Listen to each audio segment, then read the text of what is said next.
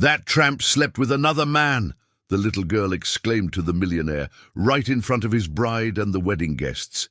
Then she yanks down the bride's dress, revealing something shocking.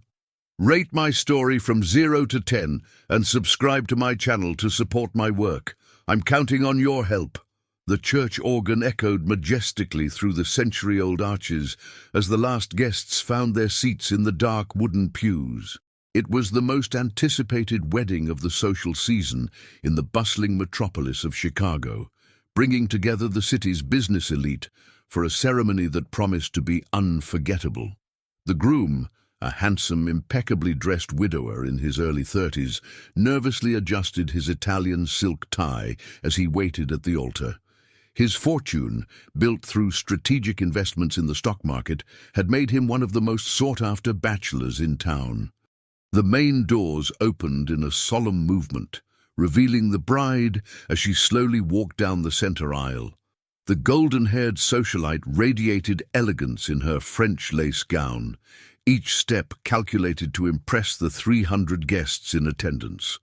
Jewels worth more than a mansion adorned her neck and wrists, reflecting the wealth that surrounded this union.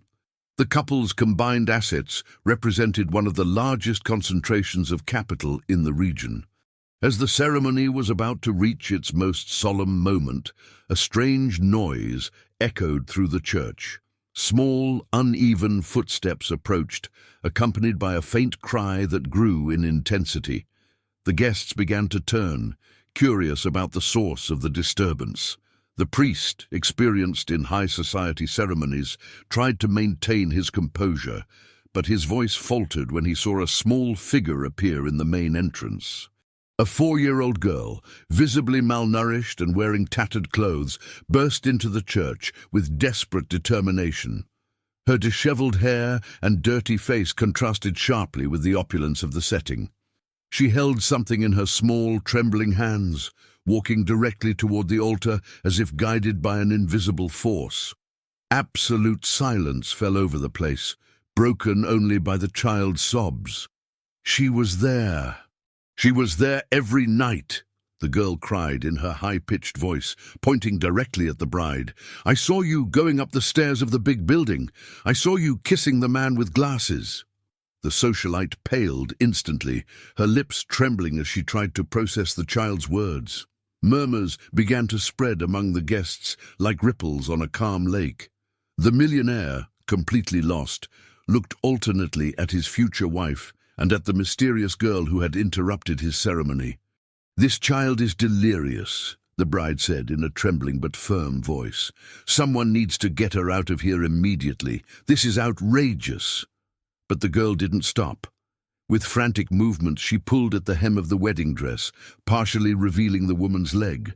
There, clearly visible even to the most distant guests, was a peculiar crescent-shaped scar, exactly as the child had described in her desperate cries. "I slept in the little shed behind the building," the girl continued, her words punctuated by sobs.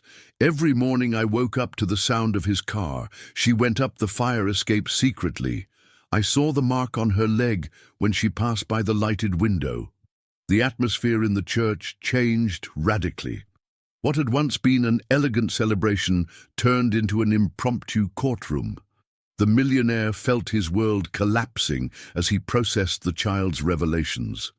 His rational mind struggled against the visual evidence of the scar, identical to the description given by the small, unexpected witness. The socialite, realizing that her situation was becoming untenable, attempted one last, desperate gambit. "Are you really going to believe a street urchin who was clearly instructed to say these things? This is obviously a set-up." But her words rang hollow in the face of the girl's visceral sincerity. The child, still trembling, began to describe specific details about the luxurious apartment, about furniture and decor that only someone who had been inside could know.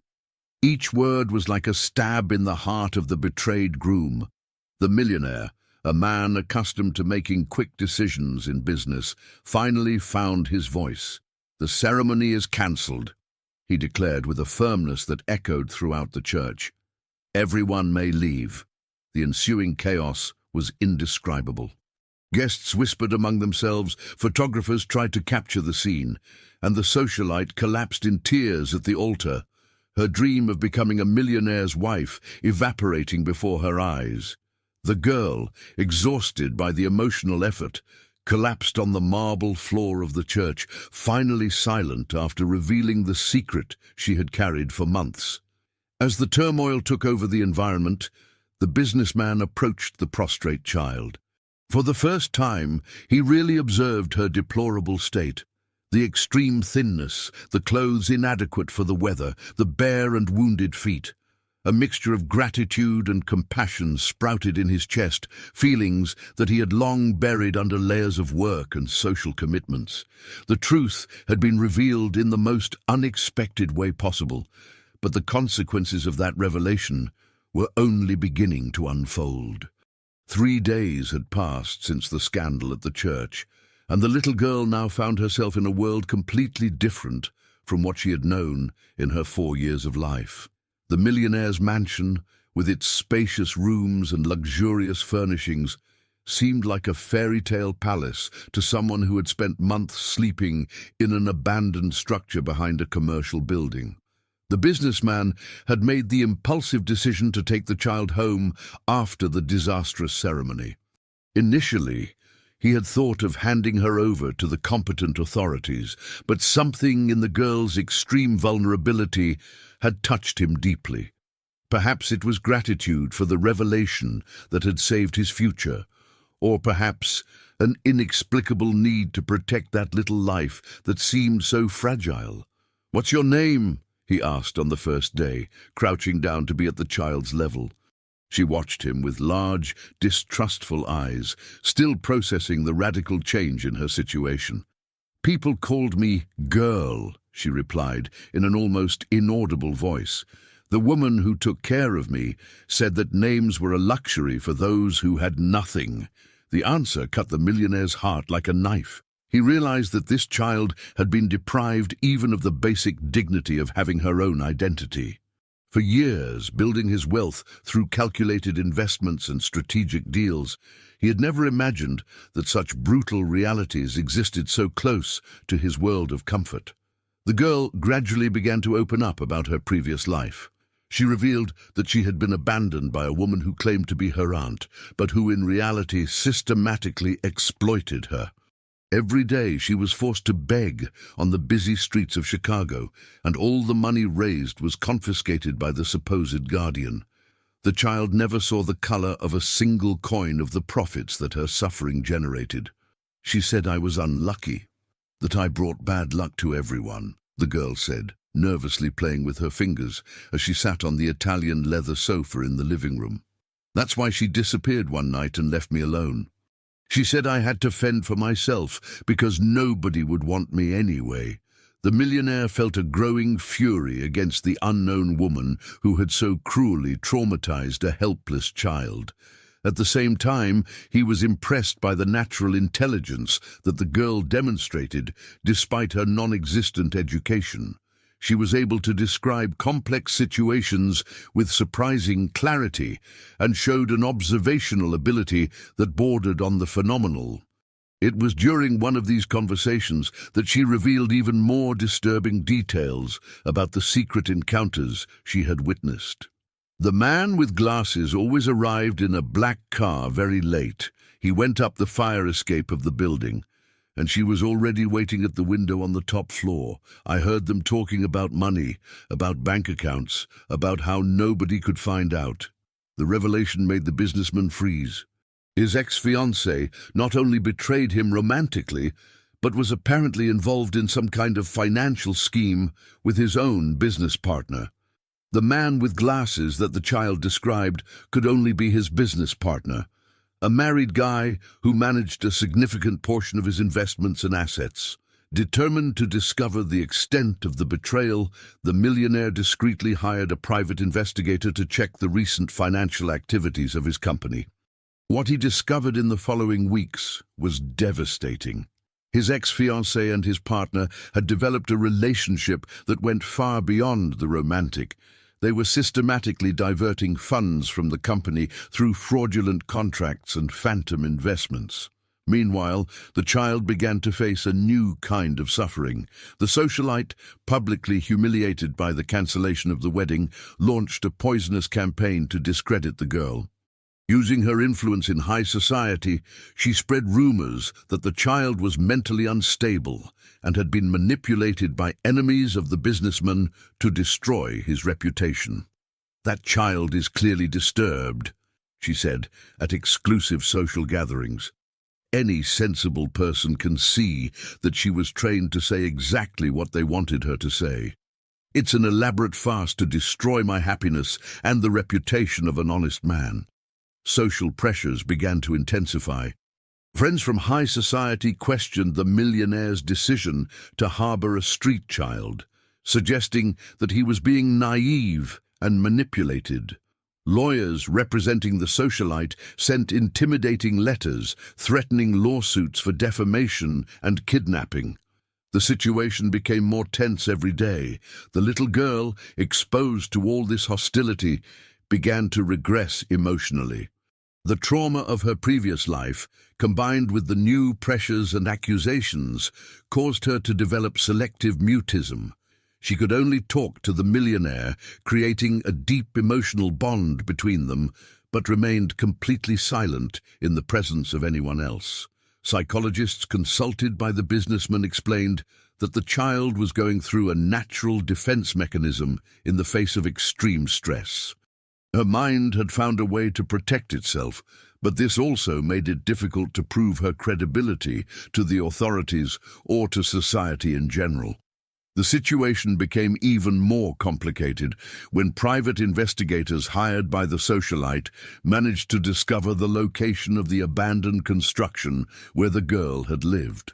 They found evidence that someone had actually inhabited the place for an extended period, but argued that this proved nothing about the specific allegations against the ex-fiancée. The millionaire found himself in an impossible position. On the one hand, he completely believed in the child and saw growing evidence of financial and romantic betrayal. On the other hand, he faced legal, social, and financial pressures that threatened not only his reputation, but also his ability to protect the girl who had become the center of his life. One night, while watching the child sleep peacefully in her new bed, he made a decision that would change everything. He would no longer be content to be reactive. It was time to proactively investigate not only the betrayal of his ex-fiancée, but also the real origin of that extraordinary girl. There was something more to her story, something that could be the key to resolving that entire complex situation. The next day, without telling anyone, he would begin an investigation that would reveal secrets much deeper than anyone could imagine.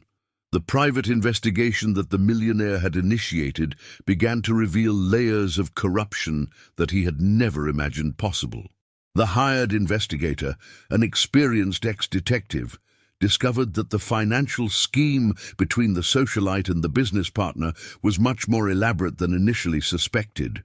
They not only diverted funds from the company, but also manipulated charitable funds that the woman officially managed. For weeks, evidence was meticulously collected. Falsified documents, suspicious bank transfers to offshore accounts, and records of secret meetings painted a devastating picture of embezzlement. The socialite had created a complex network of phantom charities, all designed to raise money that supposedly would help needy children, but in reality financed her luxurious lifestyle and her clandestine encounters. Meanwhile, the little girl faced her own internal demons. Despite the material comfort she now enjoyed in the mansion, she had developed recurring nightmares that woke her up screaming in the early hours of the morning. The trauma of years living on the streets, combined with the sudden exposure to public hostility, had created deep psychological wounds that no fortune could instantly heal. The millionaire, who initially saw the situation only as a temporary act of gratitude, gradually realized that he had become genuinely attached to the child. His nights were dedicated to consoling her during the nightmares, and his days revolved around finding ways to make her feel safe and loved. For the first time in years, someone depended completely on him in a way that transcended business or investments. The legal situation intensified when the socialite, desperate to divert attention from her own illicit activities, obtained a temporary court order questioning the improvised guardianship of the child. She argued that a single man with no experience with children could not be responsible for a traumatized minor, especially considering the controversial circumstances of how the situation had begun. "This is a clear attempt at emotional manipulation," the socialite's lawyer declared during a preliminary hearing. "My client was the victim of an elaborate setup, and now the perpetrator is using a vulnerable child, as a shield for her own questionable actions." The millionaire felt the weight of injustice crushing his chest. He had uncovered concrete evidence of the betrayal and corruption, but the legal system moved slowly, while the girl's life hung in the balance. His financial holdings, his stock investments, all his accumulated capital seemed insignificant compared to the possibility of losing the child who had become his family. During this turbulent time, something unexpected happened. The girl, who had remained mute in the presence of strangers for weeks, finally spoke during a session with a child psychologist. Her words were devastating to anyone who still doubted her credibility. "The lady in the pretty dress talked on the phone about money for poor kids," she said in a clear and firm voice. "She laughed and said people were silly for giving money to help. She counted piles of bills and kept everything in boxes under the bed. The man with glasses brought bags full of papers, and they burned everything in the fireplace." The psychologist was impressed not only by the clarity of the narrative, but also by the specific details that only an eyewitness could provide. The child described architectural features of the apartment, specific furniture, and even detailed conversations about bank transfers and falsified documents. These revelations coincided perfectly with the private investigator's findings. The puzzle was coming together irrefutably, but the business partner, realizing that the situation was becoming untenable, made a drastic decision that no one had foreseen. One morning, the millionaire woke up to an urgent call from his office. The partner had disappeared overnight, taking with him his family and a considerable amount of liquid assets from the company. He had cleaned out bank accounts, liquidated investments, and fled the city without a trace. The discovery devastated the company's finances and left the socialite completely alone to face the legal consequences. Desperate and abandoned by her accomplice, the socialite attempted one last gambit. She sought out the millionaire at his mansion, arriving in the early hours of the morning in a state of total panic. Her elegant clothes were rumpled, her makeup smeared with tears, and her haughty posture had been replaced by pure despair.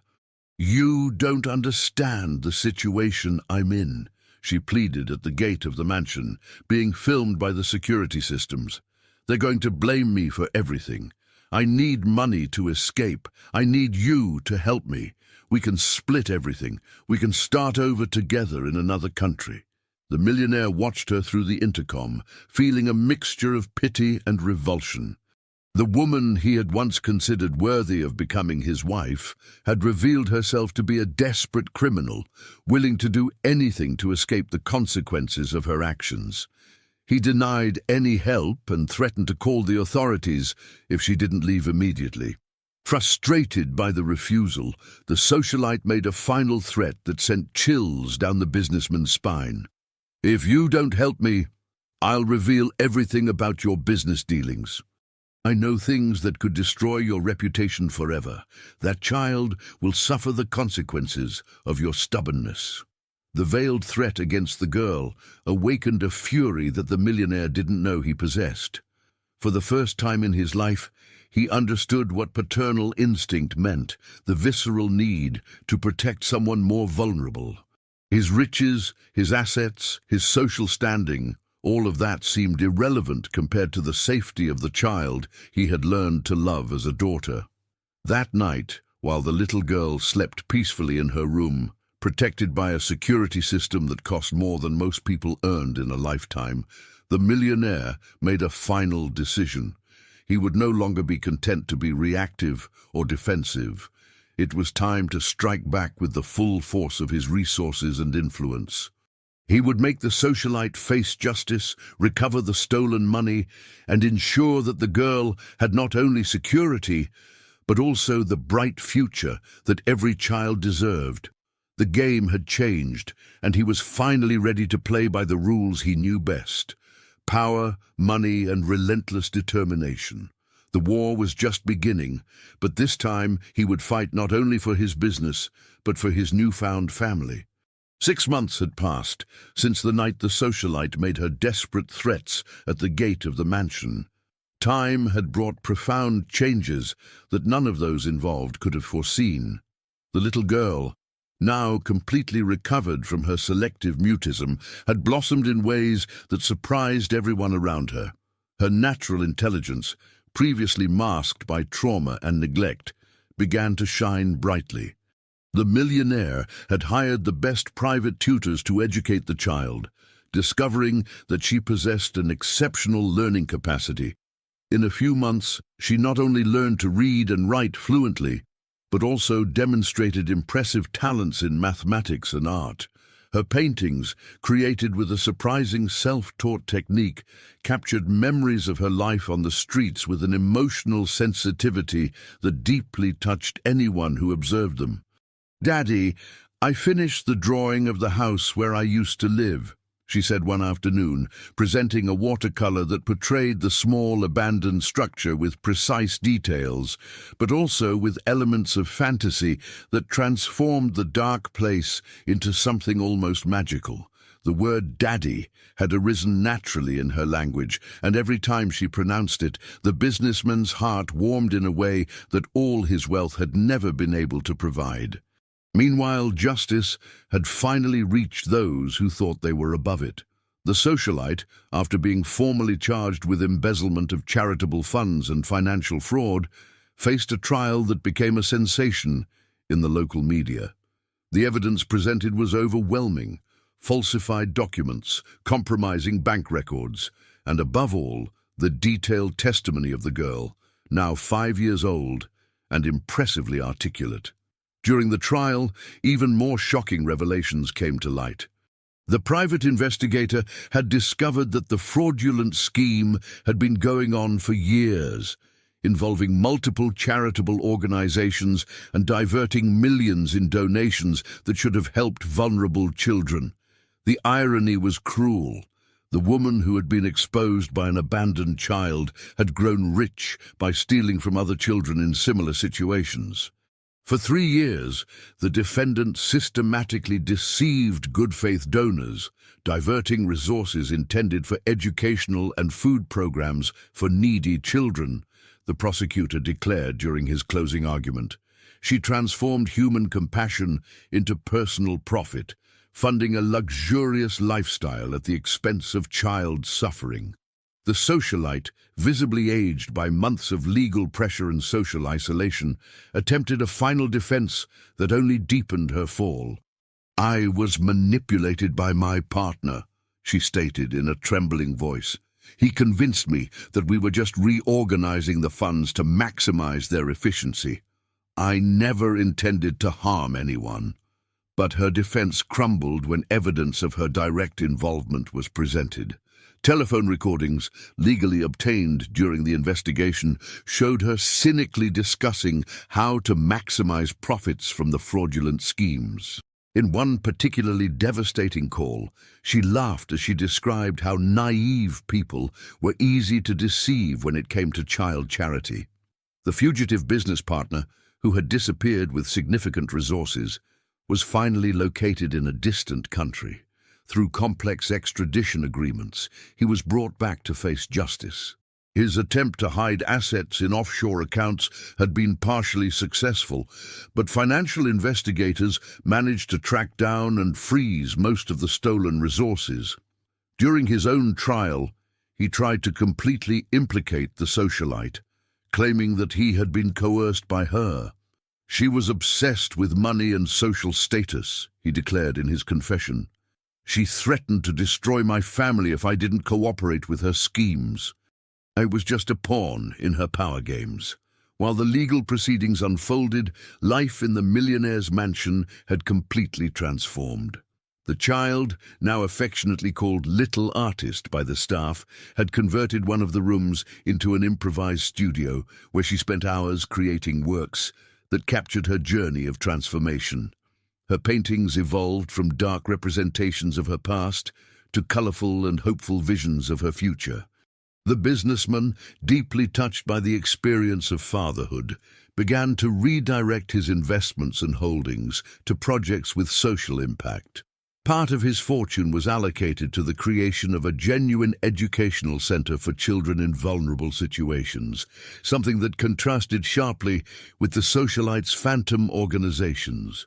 "I want other children to have the opportunities that I had," the girl said during the inauguration of the center, her clear and confident voice echoing through the crowded auditorium. "No one should have to sleep hungry or afraid."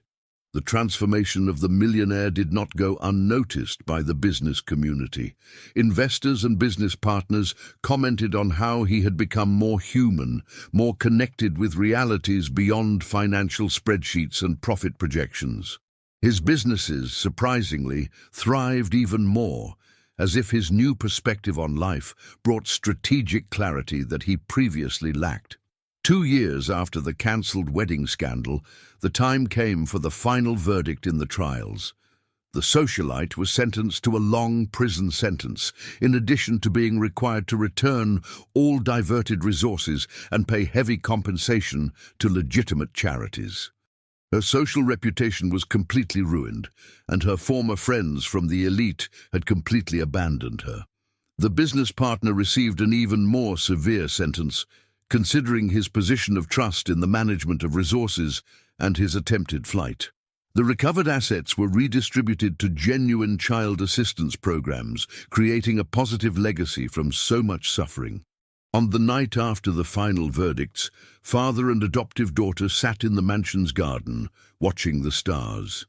The girl, now 6 years old and radiant with health and happiness, held one of her latest paintings, a representation of the family they had formed together. "Daddy, do you think the mean lady will learn to be good in prison?" she asked, with the characteristic innocence of her age, but also with the premature wisdom that her experiences had given her. The millionaire smiled, hugging his heart's daughter. "Sometimes people need to face the consequences of their choices to understand the value of kindness," he replied. "The important thing is that you are safe now, and we will use our story to help other children who still need a chance." But fate still had one last surprise in store for them, a discovery that would change everything once again and reveal the true reason why that extraordinary girl had entered their lives at exactly the right moment. If you liked this video, please subscribe to my channel. I promise to bring you videos every day that will make your life happier. Comment on what you thought of my story, giving it a score from 0 to 10. And thank you very much.